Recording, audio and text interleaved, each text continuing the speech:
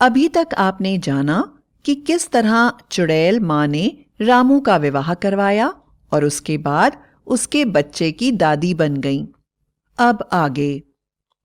जिंदगी धीरे धीरे आगे बढ़ रही थी। रामू और उसकी पत्नी की उम्र बढ़ती जा रही थी, लेकिन चुड़ैल माँ अभी पहले की तरह ही थी। चुड़ैल होने के कारण उन पर उम्र का कोई भी असर नहीं हुआ था। रामू का बेटा 25 साल का नौजवान बन गया था और अपने पिता की तरह वह भी अपनी दादी को बहुत प्यार करता था। एक बार की बात है, जब वह नौकरी की तलाश में बस से जा रहा था तो अचानक ही उसकी बस का एक्सीडेंट हो गया और दुर्घटना में उसकी मृत्यु हो गई।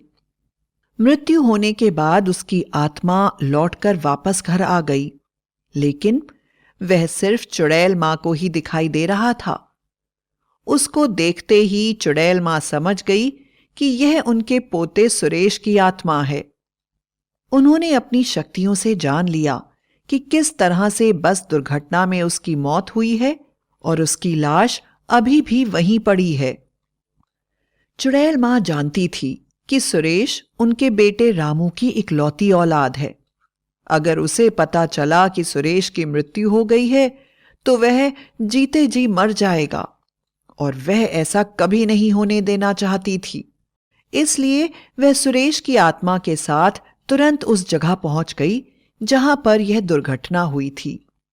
उन्होंने सुरेश से कहा, बेटा सुरेश, अब मैं जो करने जा रही हूं वह देखकर तू बड़ा ही हैरान हो जाएगा, किंतु तेरे माता पिता को जिंदगी देने के लिए इसके सिवा कुछ भी नहीं कर सकती।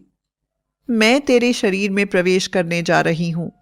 इंसान होने के कारण मृत्यु के बाद तू अपने शरीर में प्रवेश नहीं कर सकता, क्योंकि मृत्यु के 1 महीने तक तुझे तेरे कर्मों का हिसाब किताब देना होगा।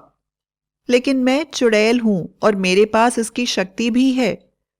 मैं तेरे शरीर में रहकर तेरे माता पिता के पास सुरेश की तरह रहूंगी, जिसके कारण तेरा शरीर खराब नहीं होगा। तू 1 महीने में वापस आकर अपने शरीर में प्रविष्ट हो जाना और मैं बाहर आ जाऊंगी। यह कहकर चुड़ैल मां उसके शरीर में प्रविष्ट हो गई। सुरेश के शरीर में प्रवेश कर सुरेश का शरीर उठकर खड़ा हो गया। चुड़ैल मां सबसे पहले अपने कमरे में गईं और उन्होंने अपनी जरूरी चीजें वहां से उठा लीं। ऐसा करने के कारण सुरेश के शरीर से निकलने वाला खून चुड़ैल मां के कमरे में चारों तरफ फैल गया। दुर्घटना के कारण सुरेश के शरीर पर काफी घाव थे तथा सिर से लगातार खून बह रहा था। चुड़ैल मां सुरेश के शरीर के साथ तुरंत ही अस्पताल में चली गई और एडमिट हो गई।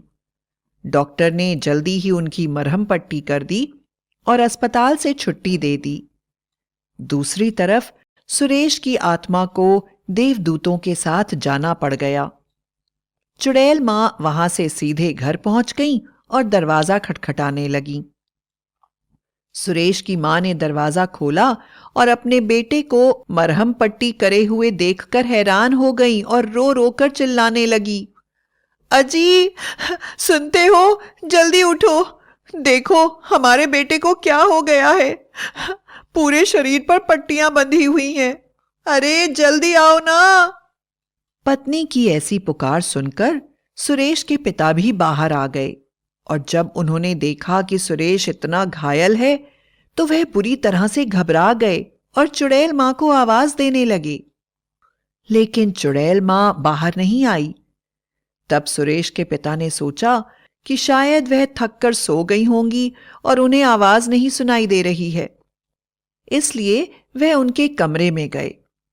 वहां जाकर उन्होंने देखा कि चुड़ैल मां वहां पर नहीं है और कमरा खाली पड़ा हुआ है, लेकिन वहां पर खून के निशान दिखाई दे रहे थे। रामू के मन में शक आया कि कहीं ऐसा तो नहीं कि चुड़ैल मां उसके सो जाने के बाद लोगों का शिकार करके उनका मांस खाती हो, वरना आखिर यहां खून कहां से आता। ऐसा ख्याल आते ही उसे चुड़ैल मां से नफरत होने लगी और वह अपनी पत्नी और बेटे सुरेश से बोला, चलो चलो अंदर चलो, माँ कमरे में नहीं है, लगता है किसी जरूरी काम से कहीं गई हैं।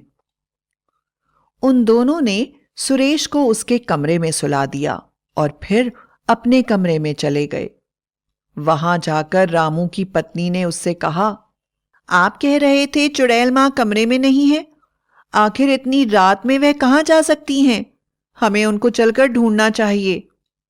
पत्नी की बात सुनकर घृणा से रामू ने बोला, मुझे लगता है हमें चुड़ैल माँ की ज्यादा चिंता नहीं करनी चाहिए। आखिर है तो वह चुड़ैल ही ना। मैंने उनके कमरे में खून पड़ा हुआ देखा है, तब से मेरा दिल उनसे विरक्त सा हो गया है और मुझे चिंता खाए जा रही है कि आखिर कहीं उन्होंने किसी को मारकर खा तो नहीं लिया। आखिर वह अपना असली चरित्र कैसे छोड़ सकती हैं?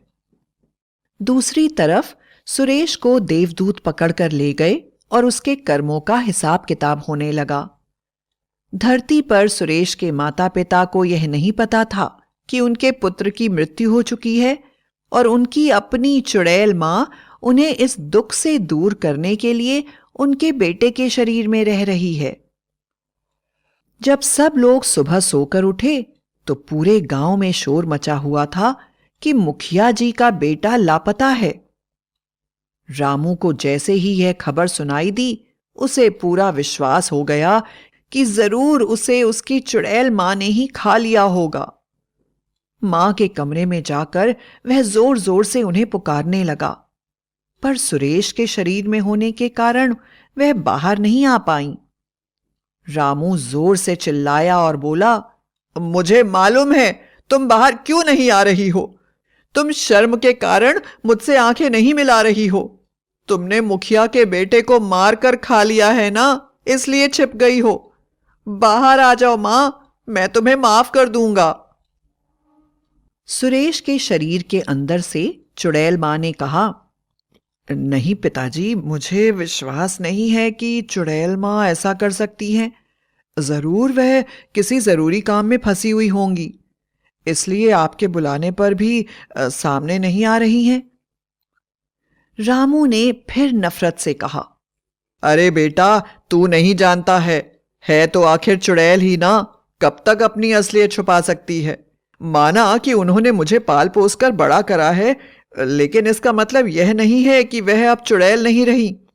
बैठे बैठे मन किया होगा तो मुखिया के बेटे को मार कर खा लिया होगा। मैं तो कहता हूं कि तुम भी उनसे बहुत सावधान रहना, ऐसे लोगों का कोई भरोसा नहीं है। रामू के मुंह से ऐसी बातें सुनकर चुड़ैल मां बहुत दुखी हुई और उनकी आंखों से आंसू बहने लगे। वह हैरानी से अपने बेटे रामू को देखने लगी कि जिसके लिए वह सब कुछ छोड़कर चुपचाप जी रही थी, वह उनके बारे में ऐसी बात कर रहा है।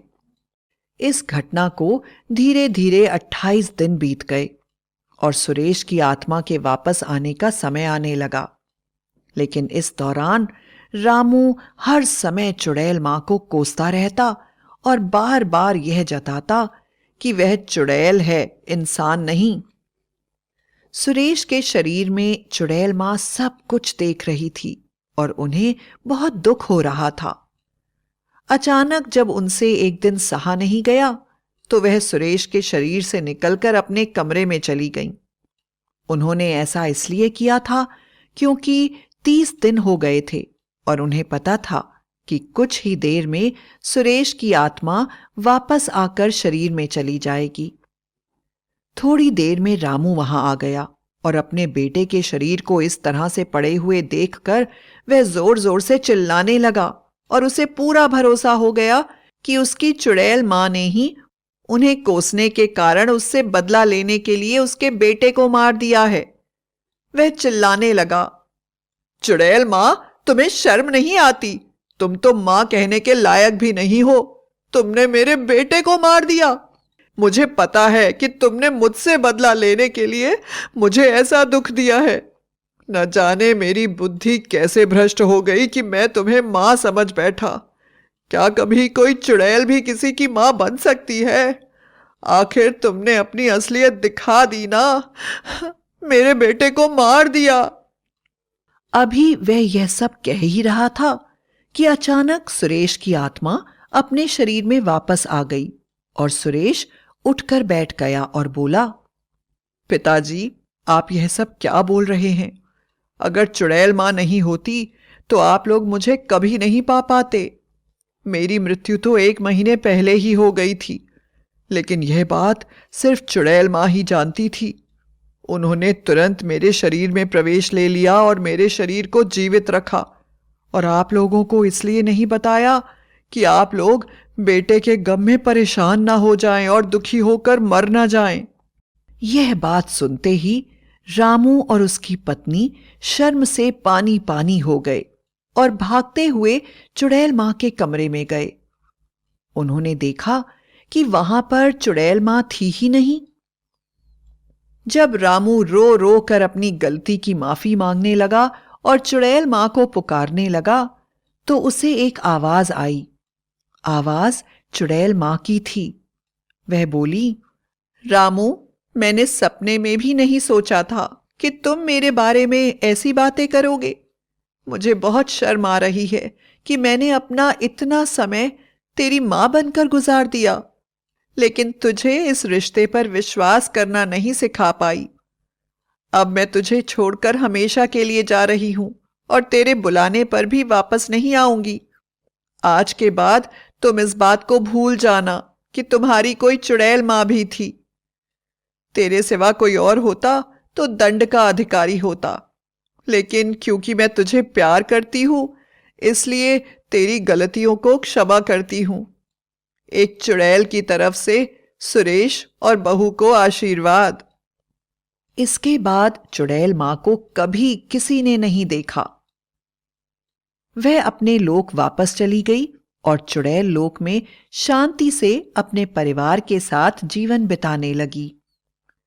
रामू सारा जीवन प्रायश्चित करता रहा कि उसने अपनी चुड़ैल मां पर शक करा, लेकिन इस छोटे से शक ने चुड़ैल मां और रामू को हमेशा के लिए अलग कर दिया और दोनों ही एक दूसरे की याद में अलग अलग जीवन बिताने लगे।